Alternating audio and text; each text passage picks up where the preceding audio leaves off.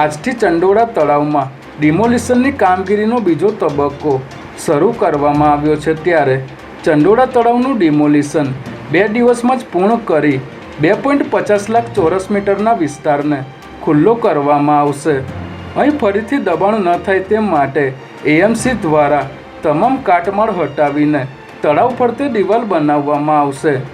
ચંડોળા વિસ્તારમાં જે વિસ્તારમાં બાંધકામ તૂટી રહ્યા છે ત્યાંથી પોલીસ તમામ જગ્યા ખાલી હોવા અંગે ચકાસણી કરી રહી છે, જ્યારે ટોરેન્ટ પાવરે પણ તળાવમાં ગેરકાયદેસર વીજ કનેક્શન કાપીને મીટર ભેગા કર્યા હતા.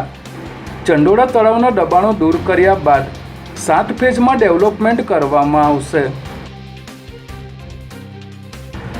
વટવા જીઆઈડીસી પોલીસે મોબાઈલ અને ઘરફોડ ચોરી કરતા 2 રીઢા ગુનેગારોને ઝડપી લઈ ચોરીનો મુદ્દામાલ કબજે કર્યો છે, જેમાં વટવા જીઆઈડીસી પોલીસે સીસીટીવી ફૂટેજના આધારે જસોદાનગરમાં રંગરાજ એપાર્ટમેન્ટ ગરડાઘર પાસે રહેતા સુનિલ લખેરાને 1.27 લાખની કિંમતના ચોરીના દાગીના સાથે ઝડપી લીધો હતો, જ્યારે ખોખરા ભાઈપુરામાં પરશુરામની ચાલી છાપરામાં રહેતા વિશાલ પવારને 18,000ના ચોરીના મોબાઈલ સાથે ઝડપી લીધો હતો. ત્યારે પોલીસ તપાસમાં આરોપીઓએ કુલ 18 ગુના આચર્યા હોવાની કબૂલાત કરી હતી.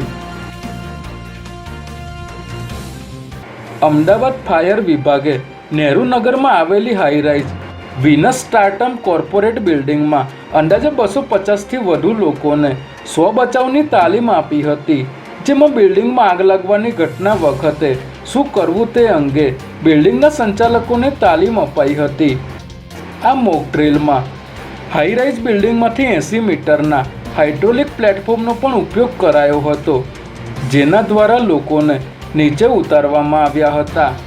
આ સિવાય first response vehicle, hydraulic platform, ambulance તેમજ કમાન્ડ કંટ્રોલ વ્હીકલ અને મિની ફાયર ટેન્ડરનો પણ ઉપયોગ કરવામાં આવ્યો હતો.